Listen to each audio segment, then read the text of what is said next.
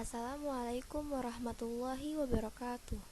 Perkenalkan, saya Zahratul Aulia, mahasiswi Universitas Islam Negeri Syarif Hidayatullah Jakarta, jurusan Pendidikan Guru Madrasah Ibtidaiyah. Di sini saya akan menjelaskan materi tentang sistem pernapasan pada manusia dan hewan. Yang pertama yaitu ada bernapas. Apakah yang dimaksud dengan bernapas? Bernapas merupakan proses menghirup udara yang mengandung oksigen atau O2 dan menghembuskan udara yang mengandung karbon dioksida atau CO2. Nah, berikut ini kita akan membahas sistem pernapasan pada manusia. Ini adalah sistem pernapasan pada manusia.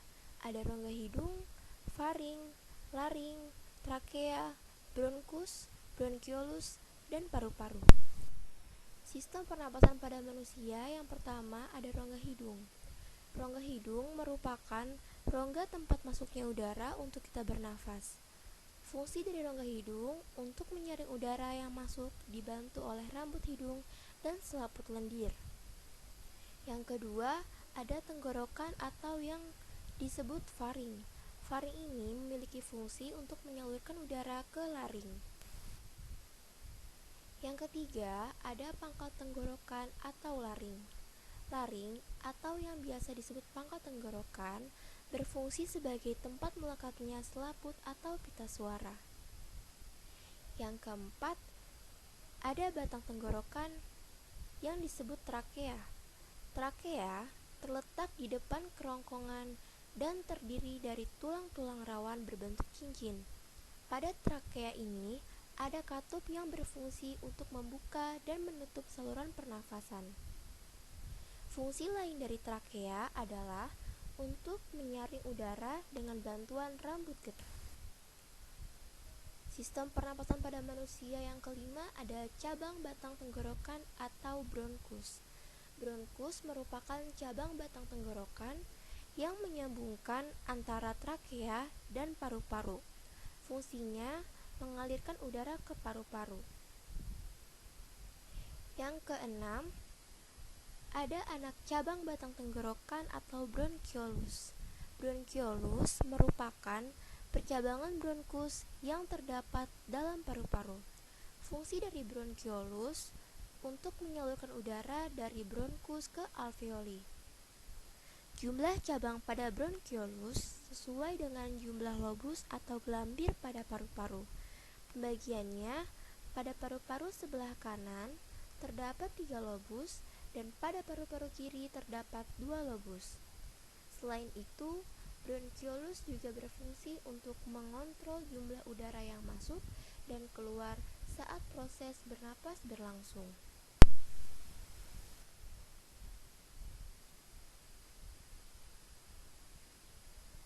Sistem pernapasan pada manusia yang ketujuh ada paru-paru atau pulmo. Paru-paru terletak di dalam rongga dada dan terdiri dari 3 gelambir pada paru-paru kanan dan 2 gelambir pada paru-paru kiri. Di dalam paru-paru inilah terjadi pertukaran udara kotor yang mengandung karbon dioksida atau CO2 dengan udara bersih yang mengandung oksigen atau O2. Pertukaran udara ini tepatnya terjadi di dalam gelembung paru-paru atau alveolus yang bersentuhan dengan bronkiolus.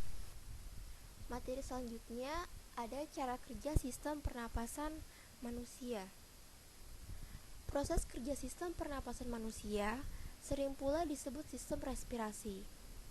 Proses respirasi dimulai saat Anda mengambil udara lewat hidung dan masuk ke tenggorokan. Setelah itu, udara akan turun melewati laring dan masuk ke dalam trakea. Di saat bersamaan Anda menarik napas, diafragma dan otot-otot di antara tulang rusuk Anda menyusut untuk menciptakan ruang kosong di dalam rongga dada. Ini bertujuan agar paru-paru bisa menarik udara yang Anda hirup. Setelah udara masuk bergerak sampai ke ujung trakea, udara akan melewati bronkus dan masuk ke kedua paru-paru.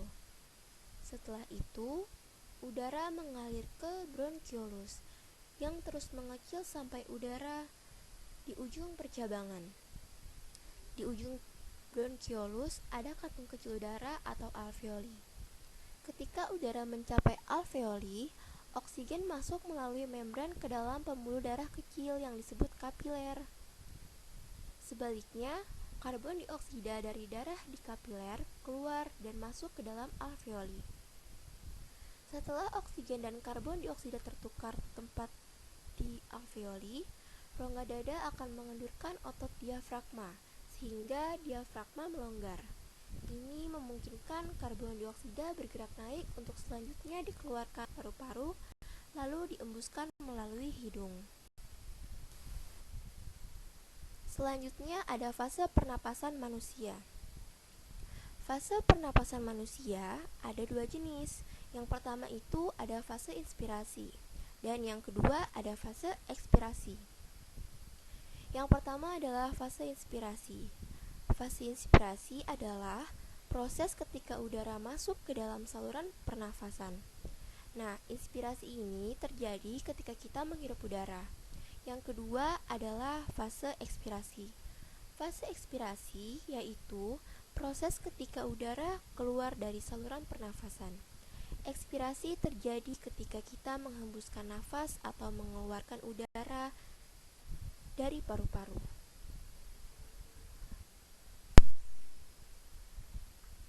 Selanjutnya, kita akan mempelajari sistem pernapasan pada hewan. Nah, adapun sistem pernapasan pada hewan yang akan kita bahas yaitu pertama pada cacing. Kemudian yang kedua, sistem pernapasan pada serangga. Yang ketiga, sistem pernapasan pada ikan.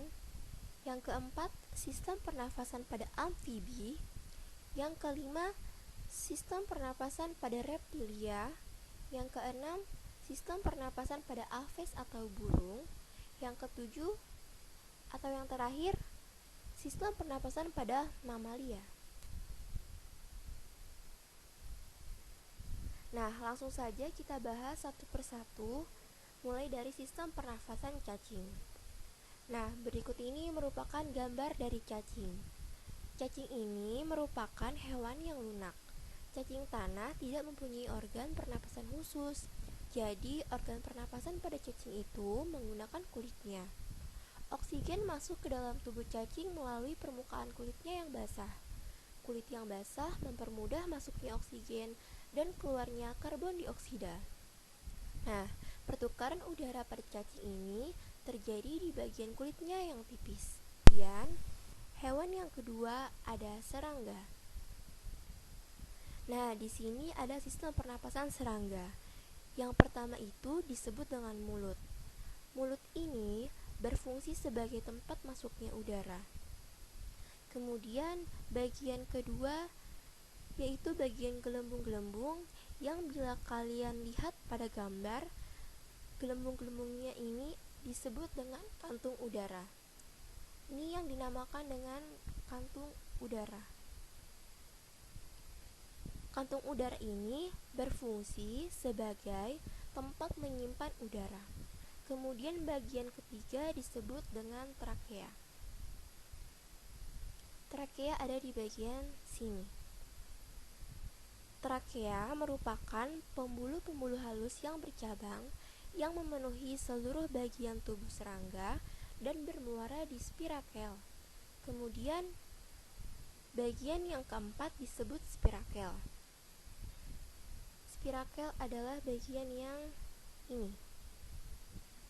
Spirakel adalah lubang yang terletak di sisi tubuh bagian kanan dan kiri belalang. Spirakel ini berfungsi sebagai jalan keluar dan masuknya udara. Selanjutnya, hewan yang ketiga yaitu ikan. Bagian yang pertama, kalian bisa perhatikan tanda panah yang bergerak ini. Ini adalah bagian mulut. Mulut ini merupakan tempat masuknya air yang mengandung oksigen. Bagian yang kedua ada rigi-rigi insang. Ini merupakan rigi-rigi insang Gigi ginsang merupakan penyaring air saat ikan bernafas. Kemudian yang ketiga ada lembaran insang. Lembaran insang berwarna merah. Di lembaran insang ini mengandung pembuluh darah. Yang keempat ada lengkung insang yang berfungsi sebagai tempat melekatnya lembaran insang. Dan yang kelima, penutup insang atau operculum. Penutup ada di bagian sini yang berfungsi untuk menjaga oksigen agar tidak keluar. Kemudian hewan yang keempat ada amfibi. Saya mengambil contoh hewan kodok. Nah, adapun bagian-bagian pernapasan pada kodok yaitu pertama, rongga mulut. Rongga mulut memiliki fungsi sebagai tempat masuknya udara. Yang kedua, ada koane. Koane ini merupakan penghubung rongga hidung dan rongga mulut. Dan yang ketiga, ada paru-paru dan kulit yang fungsinya sebagai alat pernapasan kodok. Kemudian sistem pernapasan pada hewan selanjutnya yang kelima ada reptilia. Saya mengambil contoh kadal. Adapun bagian-bagian pernapasan pada kadal, yang pertama ada lubang hidung. Lubang hidung ini berfungsi sebagai tempat masuknya udara. Kemudian yang kedua ada trakea. Trakea pada kadal sedikit berbeda dengan hewan-hewan yang lainnya. Trakea pada kadal ini menonjol karena agar tidak sesak napas ketika menelan mangsa. Dan yang ketiga ada paru-paru. Fungsi dari paru-paru pada kadal ini sebagai alat pernapasan kadal. Yang keempat ada tulang rusuk. Ini bagian tulang rusuk. Tulang rusuk ini adalah bagian yang menyeliputi bagian dari paru-paru. Tulang rusuk ini berkontraksi saat oksigen masuk dan berelaksasi saat karbon dioksida keluar. Kemudian sistem pernapasan pada hewan aves. Adapun bagian-bagian pernapasan pada aves, yang pertama ada paru. Di paru ini terdapat lubang hidung. Dan yang kedua ada trakea. Trakea ini merupakan batang tenggorokan. Dan pada burung ini terdapat pundi-pundi udara atau kantung udara. Terdapat dua pundi-pundi udara atau kantung udara. Yang pertama ada kantung udara anterior yang letaknya di pangkal leher dan rongga dada. Yang kedua ada kantong udara posterior yang letaknya di bawah sayap dan rongga perut. Dan bagian yang kelima adalah paru-paru yang difungsikan saat tidak terbang. Nah, kalian bisa perhatikan organ tambahan pernapasan pada burung ini adalah pundi-pundi udara. Pada umumnya, burung itu bernapas menggunakan paru-paru, tetapi memiliki organ tambahan, yaitu kantung udara atau pundi-pundi udara. Nah, adapun fungsi dari pundi-pundi udara ini adalah untuk menyimpan udara yang digunakan ketika si burung terbang. Ketika mengepakkan sayapnya, burung tidak memasukkan udara melalui hidung. Udara pernapasannya berasal dari udara yang tersimpan di dalam pundi-pundi udara tersebut. Kemudian sistem pernapasan pada hewan mamalia. Nah, contoh hewan mamalia yang saya gunakan adalah anjing. Adapun sistem pernapasan pada hewan mamalia yang pertama ada hidung. Hidung ini berfungsi untuk tempat keluar masuknya udara atau oksigen. Kemudian yang kedua ada faring. Sistem pernapasan yang ketiga ada trakea atau batang tenggorokan. Jadi, batang tenggorokan itu adalah bagian yang menghubungkan faring dengan paru-paru. Kemudian yang keempat ada organ pernapasan utama yang disebut paru-paru. Jadi, ini merupakan sepasang paru-paru dari organ mamalia.